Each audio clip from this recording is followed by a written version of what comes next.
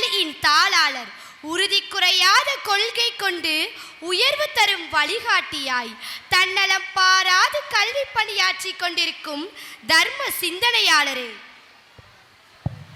It's now my proud privilege to invite our esteemed correspondent to preside over this grand occasion and deliver the presidential address.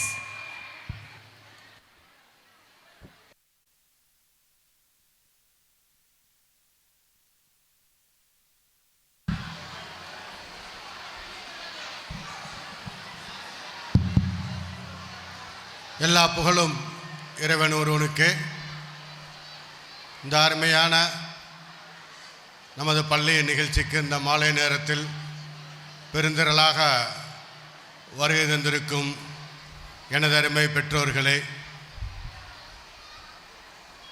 எங்களது UKG மழலை குழந்தைகளின் உற்சாகமான உயிரோட்டமுள்ள மிக சிறப்பான நிகழ்ச்சிகளை நமக்கு காட்சி அளித்த அனைத்து அந்த மழலை பிஞ்சுகளுக்கும், அவர்களை பயிற்சி அளித்து அவர்களுக்கு ஊக்கமளித்து இந்த நிகழ்ச்சியை மிக சிறப்பாக நடத்தி கொண்டிருக்கும் நமது இஸ்லாமியா பள்ளிகளின் முதல்வர் அவர்கள், தலைமை ஆசிரியர் அவர்கள், துணை முதல்வர்கள் மற்றும் ஏனைய ஆசிரியர் அவர்களுக்கும் இந்த நேரத்தில் நன்றிகள் கூறி, நமது சிறப்பு விருந்தினராக இந்த கேஜி கான்வெகேஷன் மற்றும் ஆனுவல் டே செலிப்ரேஷனுக்காக வருகை தந்திருக்கும் பெருமதிப்புக்குரிய இந்த கீழக்கரை மக்களுக்காக பல சேவைகளை ஆற்றிக்கொண்டு, அதிலும் குறிப்பாக மருத்துவ சேவை ஆற்றிக் கொண்டிருக்கும் டாக்டர் ஜவாஹர் ரிஸ்வான் அவர்களை இந்த நேரத்தில் வருக வருக என்று வரவேற்கிறேன். கிராத் ஓதிய நமது இஸ்லாமிய மெட்ரிக் பள்ளி 9th ஸ்டாண்டர்ட் மாணவன் மிக அற்புதமாக இனிய குரலில் ஓதிய ஃப்ராஸ் அகமத் மற்றும் வெல்கம் ஸ்பீச் நமது யூகேஜி குழந்தை அல்ஃபிதா, அதே போன்று கிராஜுவேஷன் ஸ்பீச் முகமது ஃபராஸ், யாஃபிதா ஜரீன் மற்றும் மெஹரிஷ் ஃபாத்திமா, அதே போன்று மரியம் ஜெசா அவர்களுடைய அந்த மழலை பேச்சுகள் மட்டும் கிடையாது, ஒரு மெச்சூரிட்டியான ஒரு ஸ்பீச் தான் சொல்லணும். அந்தளவுக்கு மிக அழகாக பேசியிருக்கிறார்கள். அதனைத் தொடர்ந்து இந்த கேஜி கான்வெகேஷனுக்கான வோட் ஆஃப் தேங்க்ஸ் ரூஹும் ஜெய்வா, அதே போன்று இந்த நிகழ்ச்சிகளை அருமையாக தொகுத்து வளர்ந்து கொண்டிருக்கும் மாணவி ரிஃப்கா, ஐஷா ஃபரா, அதே போன்று ஃபைசன் ஹுசைன், கின்சா மும்தாஸ் ஃபஸ்ட் ஸ்டாண்டர்ட் அந்த மாணவர்களையும் மற்றும் அவர்களுடைய பெற்றோர்களுக்கும் இந்த நேரத்தில் நன்றிகள் கூறிக்கொண்டு, இந்த நமது கேஜி கான்வெகேஷன் நீங்கள் எல்லோரும் அழகாக கண்டு ரசித்தீர்கள். எந்த அளவுக்கு அந்த மாணவர்கள் முகத்தில் பிரகாசமாக மகிழ்ச்சியோட, அந்த மகிழ்ச்சியை காணும் நமது பெற்றோர்கள் முகத்திலும் ஒரு மகிழ்ச்சியை நாம் காண முடிந்தது. இது ஒரு யூகேஜி கிராஜுவேஷன் தான். இந்த யூகேஜி கிராஜுவேஷனுங்கிறது அந்த மாணவ குழந்தைகள் பள்ளி பருவத்தை ஃபஸ்ட் ஸ்டாண்டர்டுக்கு அடியெடுத்து வைப்பதற்கு முன்னாடி அந்த குழந்தைகளை நாம் தயார்படுத்தி அந்த கல்வியின் நுழைவாயில் நுழைவதற்கு தயார்படுத்தி பயிற்சி அளித்து, இந்த பயிற்சி 2 வருஷ பயிற்சியில் மிக அருமையாக அந்த மாணவர்கள் எவ்வாறு வளர்ந்திருக்கிறார்கள் மற்றும் இந்த பள்ளியில் எதிர்காலத்தில் எவ்வாறு சாதிக்கப் போகிறார்கள் என்பதை உணர்த்துவது போன்ற இந்த அருமையான நிகழ்ச்சி அமைந்தது. பெற்றோர்கள் கொஞ்சம் அமைதியாக இருங்க. அந்த குழந்தைகள் பார்த்து நீங்கள் எவ்வளோ சந்தோஷமாக இருந்தீங்கிற பார்க்க முடிஞ்சு. ஒரு யூகேஜி குழந்தை சந்தோஷமாக மேடையில் ஏறும்போது நாம் சந்தோஷமாக இருக்கிறோம் அந்த கிராஜுவேஷன் ட்ரெஸ் போட்டிருக்கும் போது. இதே குழந்தை காலேஜ் முடித்து கிராஜுவேஷன் வாங்கும்போது இதை எத்தனை பேரண்ட்ஸ் அதை போய் பார்த்துருக்குறோம். கிராஜுவேஷன் நம்ம குழந்தைகள் எவ்வளோ பேர் வாங்கியிருக்கிறாங்க. முதல்ல குழந்தைகளை ஸ்கூலில் சேர்த்து விடுறோம், படிக்க வைக்கிறோம். இந்த எல்கேஜி யூகேஜி குழந்தை ரொம்ப அழகாக பண்ணாங்க. கள்ளம் கபடம் இல்லாத அந்த மனது, நாம் சொல்வதை அழகாக உள்வாங்கி பேசக்கூடிய மாணவர்கள், அவர்களை காண்பதற்காக இங்கே ஆர்வமுடன் வந்திருக்கும் பெற்றோர்கள், போகிற வரைக்கும் இந்த பெற்றோர்களாகிய நாம் பொறுப்போடு அந்த குழந்தைகளை வளர்த்து கொண்டு வருகிறோமா என்றால் தான் ஒரு கேள்விக்குறி.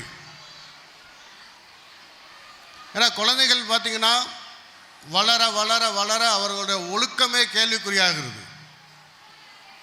இந்த குழந்தைகளுக்கு நாம் கல்வியை மட்டும் போதிக்கவில்லை, ஒழுக்கத்தையும் சேர்த்து தான் போதிக்கிறோம். ஆனால் போக போக இன்றைக்கு பார்த்திங்கன்னா இன்றைக்கி மாணவர்கள் நாம் தெருவில் பார்ப்பது எந்த அளவுக்கு சுற்றி திரிகிறார்கள். மாணவர்கள் அந்த 2 வீலரில் 3 பேர் 4 பேர் சுற்றுறது, அவர் தலைவிரி அந்த ஒவ்வொருத்தனோட பசங்களோட தலையை பார்க்கும்போது அது ஏதோ புள்ளிங்கோ தலையாம். இவர்களுக்கெல்லாம் பெற்றோர்கள் இருக்கிறார்களா என்பதே ஒரு கேள்விக்குறி. நான் பார்க்கும்போது சரி, இவர்களுக்கெல்லாம் பெற்றவங்க எங்கே போனாங்க, இப்படி திரியிறானுங்களே. எவ்வளோ அழகான இந்த ஊர், எப்படியெல்லாம் நாங்கள்லாம் வளர்ந்த ஊர் தான், படித்து எல்லோருமே வளர்ந்தவங்க தான் அந்த ஊரில். எவ்வளோ அருமையான ஊரில் இன்றைக்கி பார்த்திங்கன்னா போக்கிரித்தனம், பொறுக்கித்தனம், இந்த கஞ்சாவுக்கு அடிமையான இளைஞர்கள், இதற்கெல்லாம் யார் காரணம்? இந்த சமுதாயம் காரணம், இந்த பெற்றோர்கள் ஆகிய நாம் காரணம் என்பதை மறந்துவிட்டு பெற்றோர்கள் பிள்ளைகளை எப்படி வளர்க்க வேண்டும் என்று தெரியாமல் குழந்தைகளை பார்த்திங்கன்னா அந்த ஒரு 2nd ஸ்டாண்டர்ட் 3rd ஸ்டாண்டர்ட் இல்லை 5th ஸ்டாண்டர்ட் வரைக்கும் கவனிக்கிறோம். அதுக்கப்புறம் கவனிக்கிறதே இல்லை குழந்தைகளை. நிறைய கம்ப்ளைண்ட் ஸ்கூலுக்கு வருது. பேரண்ட்ஸ் சொல்கிறாங்க, ஆச்சரியமாக இருக்குது, அந்த குழந்தைகள் அந்த மாணவர்கள் பெற்றோரை அடிக்கிறாங்களாம். பெற்றோர்கள் மாணவர்கள் அடிக்கவில்லை, ஆசிரியர்கள் மாணவர்கள் அடிக்கவில்லை. இந்த சொல்கிறாங்க, நீ என் பிள்ளைங்க என்னை அடிக்குதுங்க, கொஞ்சம் அட்வைஸ் பண்ணுங்க. தாயை அந்த குழந்தை 4th ஸ்டாண்டர்ட் மாணவன் அடிக்கிறான், அதே போன்ற 9th ஸ்டாண்டர்ட் மாணவன் தாயை அடிக்கிறான். அவனை கூப்பிட்டு கேட்டால் ஒத்துக்கிறான், ஆமாம் அடித்தேன், இனிமேல் அடிக்க மாட்டேன். எங்கே செல்கிறது சமூகம்? ஒரு மாணவனை தாய்க்கு உண்டான மரியாதை, அன்பு அந்த மாணவருக்கு அந்த குழந்தைகளிடம் இல்லை. அதற்கு காரணம் என்னங்கிற சற்று சிந்திச்சு பாருங்க. நாம் அந்த குழந்தைகளை எப்படி பழகிறோம்? இன்றைக்கு கூட சமீப காலமாக நிறைய வீடியோஸில் பார்த்துருப்பீங்க. இந்த ஜப்பானில் ஒரு ஜூவில் ஒரு மங்கி, அந்த மங்கி என்ன பேருமா? அந்த மங்கி பேர் என்ன சொல்லுங்க? பஞ்ச். ஒரு சின்ன குட்டி குரங்கு. அந்த குட்டி குரங்கு பிறந்தவனே பெற்று அந்த தாய் குரங்கு என்ன பண்ணிருச்சு? அந்த குரங்கை ஏற்றுக்கல, உதறி விட்டு போயிடுச்சு. அந்த சிறிய குரங்கு குட்டிக்கு தாய் பாசம் இல்லாமல் ஏங்கி தவிக்கும் போது அந்த ஜூவில் வேலை பார்க்குறவங்க என்ன பண்ணியிருக்காங்க? ஒரு பொம்மையை கொடுத்துருக்கானுங்க அந்த குரங்குக்கு விளையாடுறதுக்கு. அந்த பொம்மையை தாயாக தந்தையாக நினைத்து அந்த குழந்தை என்ன அந்த குட்டி குரங்கு அது கூட தான் தூங்குது, அது கூட தான் சாப்பிடுது. எல்லாமே அந்த பொம்மை தான். இது எதனால் சொல்ல வரேன்டா, தாய்ப்பாசம் இல்லாமல் போயிட்டா உங்கள் வீட்டில் இருக்கிற செல்ஃபோன் தான் அந்த குழந்தைக்கு தாய் தகப்பன். ஏன்னா நீங்கள் பாசம் கொடுக்கல, நீங்கள் அந்த குழந்தைகளோட விளையாடலை, அந்த குழந்தைகளுக்கு கதை சொல்லலை. எத்தனை பேரண்ட்ஸு கதை சொல்லி குழந்தைகளை தூங்க வச்சுருக்கிறீங்க? எந்த பேரண்ட்ஸும் செய்ய மாட்டோம், டைம் இல்லை. மொபைல் ஃபோனை கொடுத்துரு. ஏன்னா உங்களுக்கு அவ்வளோ பிஸியாக என்ன உங்கள் வாழ்க்கையில் ஒரு குழந்தையை வளர்ப்பதை விட நீங்கள் என்ன வாழ்க்கையில் அவ்வளோ பிஸியாக இருக்கிறீங்கன்னு எங்களுக்கு தெரியலை. எல்லாருமே குழந்தைகள் பெற்று நாங்களும் குழந்தைகளை வளர்க்கத்தான் செஞ்சோம், நாங்கள் வளர தான் செஞ்சோம். ஒரு சாப்பாடு விட்டுவதற்கு கூட உங்களுக்கு பொறுமை கிடையாது. ஒரு சாப்பாடு விட்டுறது அவ்வளோ ஈஸி கிடையாது. எதையாவது ஒன்று டிவியை ஆன் பண்ணி விட்டுட்டு தான் சாப்பாடு கொடுக்குறது. டிவி பார்க்கலன்னா அந்த குழந்தை சாப்பிடாதான். அப்போ டிவி இல்லாத காலத்தில் எப்படி நம்மளாம் சாப்பிட்டோம், மொபைல் ஃபோன் இல்லாத காலத்தில் எப்படி சாப்பிட்டோம், எப்படி கதை கேட்டு வளர்ந்தோம். ஸோ ஒரு அட்டாச்மெண்ட் கிடையாது. பெற்றோர்களுக்கும் குழந்தைகளுக்கும் எந்த ஒரு அட்டாச்மெண்ட்டுமே இல்லாதனால அவனுக்கு அந்த டிவி, செல்ஃபோன் இதுதான் ஃப்ரெண்ட்ஸ், இதுதான் பேரண்ட்ஸ். ஸோ குழந்தைகளை வளர்த்தா மட்டும் போதாது, அவர்களுக்கு நல்ல ஒழுக்கத்தை கற்றுக் கொடுங்கள். ஒழுக்கம் இல்லாத கல்வியினால் எந்த பிரயோஜனமே கிடையாது.